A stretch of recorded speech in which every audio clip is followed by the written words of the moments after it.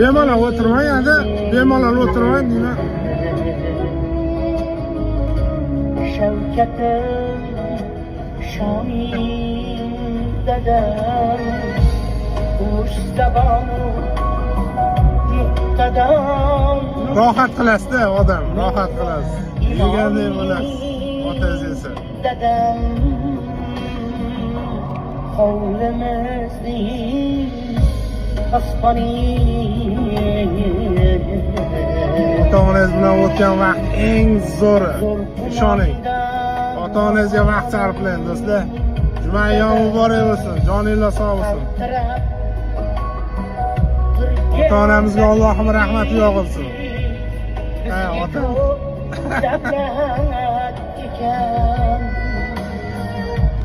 Jilmayib